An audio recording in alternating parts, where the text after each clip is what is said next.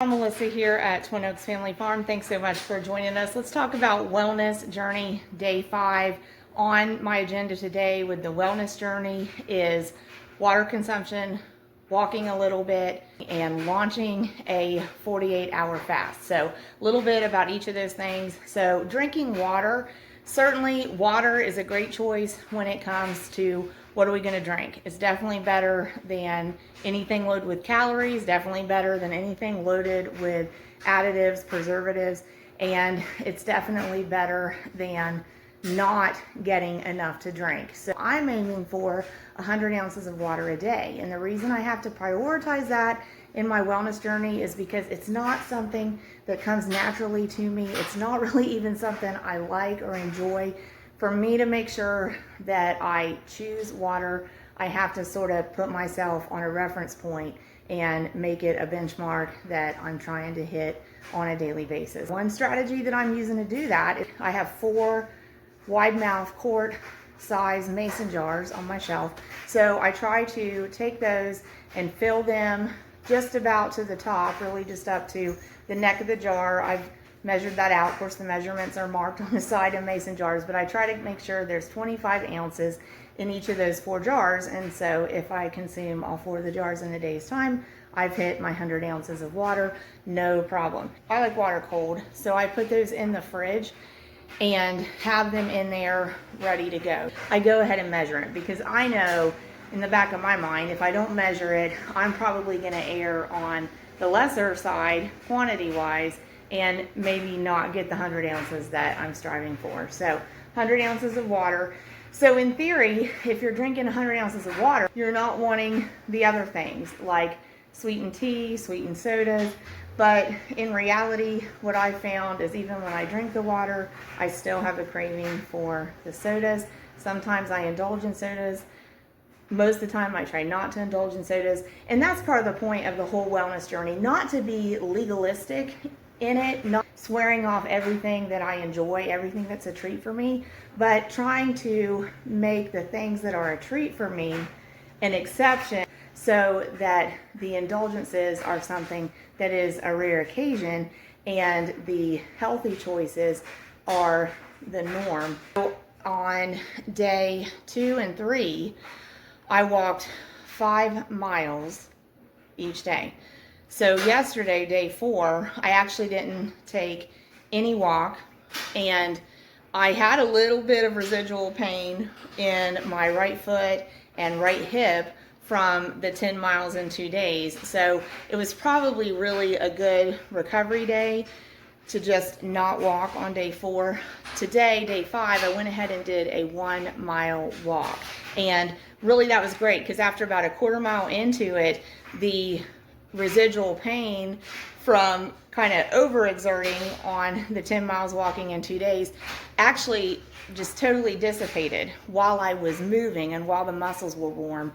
And then now that I've stopped the walk, I'm starting to feel a little bit of that muscle tightness in my right foot again. So in one way, it's kind of negative to overexert and create pain, but on the flip side, by the fact that it worked itself out as I was using the muscle and walking and it was warmed up and flexible and the pain went away, I know that it's simply a matter of getting in shape. So that pain is just a normal part of this wellness journey and it's nothing for me to be concerned about. But I did walk a mile today and looking forward, going to try to walk a little bit the next couple days and going to try to do that in probably an earlier morning time because I walked middle of the day today, and you know all that factors in.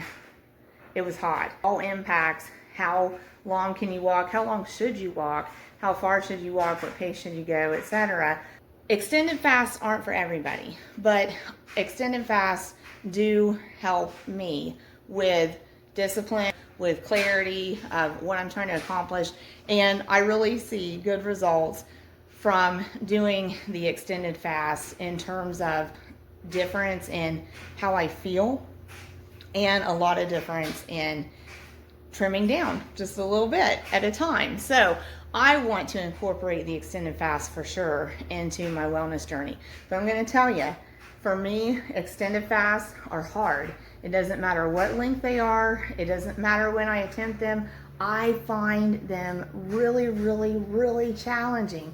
And I've done different lengths of fast, 72 hours and more, and 36 hours and 48 hours and 60 hours. Even sometimes the 24-hour fast is difficult, because for me, every fast is unique. I don't know if you get to a point after so much fasting where it just totally becomes easy, but I haven't reached that point yet if you do. But I always find it challenging. And sometimes I find it challenging in repetitive ways, but sometimes I encounter new challenges that I haven't experienced before. So who knows? But I want to launch a 48-hour fast starting this evening. I expect it to be challenging.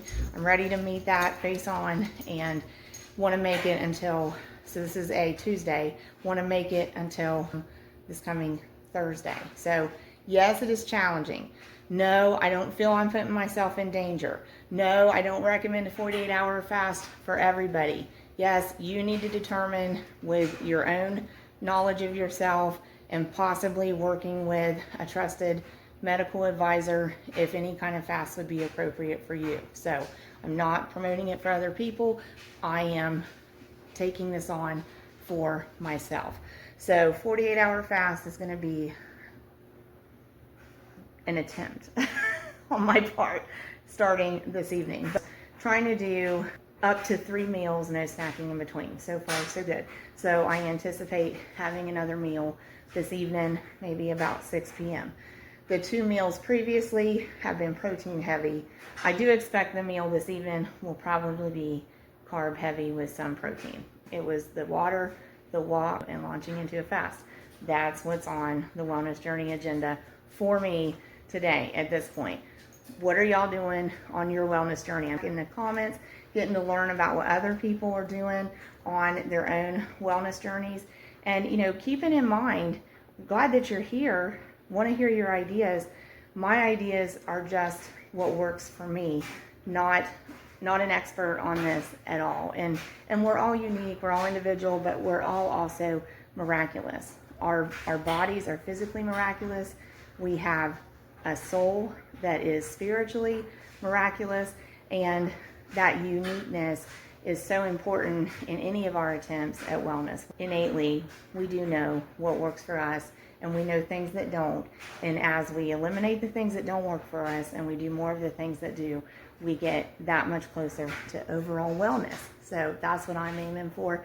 Thank you for being here, wrapping this one up. And over the next 2 days, I'll let you know how the fast is going. If I have some highs and lows in the fasting, I'll try to do some quick recording of that, and then I could come back and edit that all together and share that with y'all on day 6 and day 7 to let you know how the fasting is going, and then kind of look back on it when I get to day 8. We'll see where we're at. So thank you very much for joining us. Greatly appreciate it. If y'all have been here previously watching our content on chickens, we're going to be getting ready to move meat chickens back onto the farm here in 2025. We had scheduled, I think, approximately 1,400 Cornish Rock Cross meat chickens to raise for poultry. We're about halfway through our year now. We have 2 flocks left, and that is anticipated to be the last flocks of meat birds that we will raise here at our small farm for commercial poultry sales. So we're looking to the future with new ideas and trying to figure out where we're going from here. But right now, the important part of what I'm doing is this wellness journey. So 120-day wellness journey. We started on, I believe, July 11th. But if you like seeing the chickens, we're going to have some meat birds coming up. And thanks, y'all. God bless you.